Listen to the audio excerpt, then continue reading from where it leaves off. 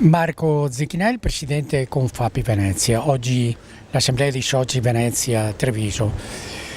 Le faccio una domanda, piccolo ma bello, oggi rispetto a Trump che sta creando il mondo un casino, sembra essere la Las Vegas. Qual è la vostra posizione? Perché è sicuramente una posizione che non potete non vedere. Sì, certamente per un territorio come il nostro, che è un territorio di manifattura, che è un territorio dove si assemblano prodotti, dove si producono cose, spesso destinate all'esportazione, i dazi di Trump sono oggettivamente una prospettiva che ci preoccupa moltissimo. Ma proprio per la caratteristica che dicevi, cioè il fatto di essere piccoli, da questo traiamo un elemento di ottimismo, perché siamo molto flessibili, siamo capaci di cambiare le produzioni. Credo che i dazi di Trump saranno inevitabili perché rientrano in un'ottica mondiale di restringimento dei mercati, di protezione dei mercati domestici, e credo che noi piccole imprese in questa prospettiva potremo recitare una parte importante, soprattutto per quel che riguarda la valorizzazione dei mercati interni. Ecco, l'associazione, la Confapi, come pure le altre associazioni che rappresentano il mondo del lavoro, qual è il vostro impegno? Cosa fate in questo momento per poter aiutare le aziende? Intanto noi di Confapi rappresentiamo l'industria privata, soltanto l'industria privata, quindi abbiamo il polso chiaro di quella che è la prospettiva, di quello che sono i cosiddetti forecast della piccola impresa, perché la rappresentiamo pienamente.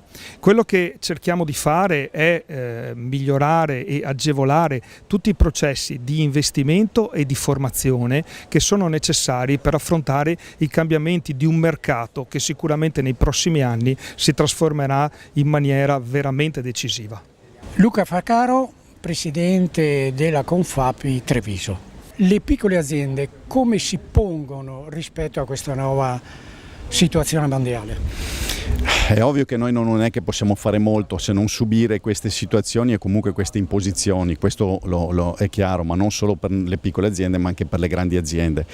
Cosa possiamo fare? Sicuramente fare squadra, cioè essere uniti, essere coesi, fare una politica comune, almeno come Confapi, come associazione, quindi cercare di portare quelle che sono le nostre aspettative o le nostre necessità per superare questi momenti particolarmente difficili, perché è un momento in cui che si faccia alimentare, che ci faccia il meccanico, comunque è trasversale, quindi va a colpire tutti i settori.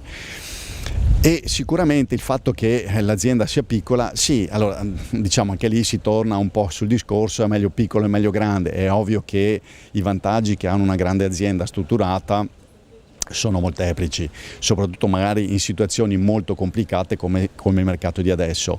E il piccolo deve resistere, deve cercare di resistere perché ovviamente ha meno risorse, ha meno possibilità, però in qualche maniera puntare sempre più sul discorso dell'eccellenza, sull'elasticità e come detto cercare di trovare delle sinergie con altri colleghi ma anche con l'associazione, quindi sfruttare, che ne so, per esempio se ci sono bandi, se ci sono possibilità di fondi che siano regionali, che siano europei, questo dal punto di vista economico, però questa è la via, non è che abbiamo tante vie. Ecco, però fondamentale a questo punto è l'Europa, perché piccolo o grande, ma siete tutti in Europa con un obiettivo, altrimenti ognuno va per conto suo? Beh, direi di sì, che ormai non si può più pensare all'Italia ma si deve pensare all'Europa. Bisogna fare altri passi perché ovviamente ci sia più coesione tra i vari paesi europei, perché come abbiamo visto anche nella politica non sempre c'è un allineamento, ecco, questo voglio dire,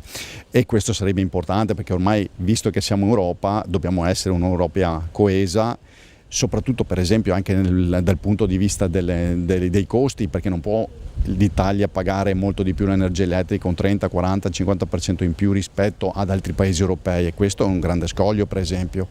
Ecco, io data l'età che ho visto un'Italia alti e bassi, però alla fine ne è sempre uscita.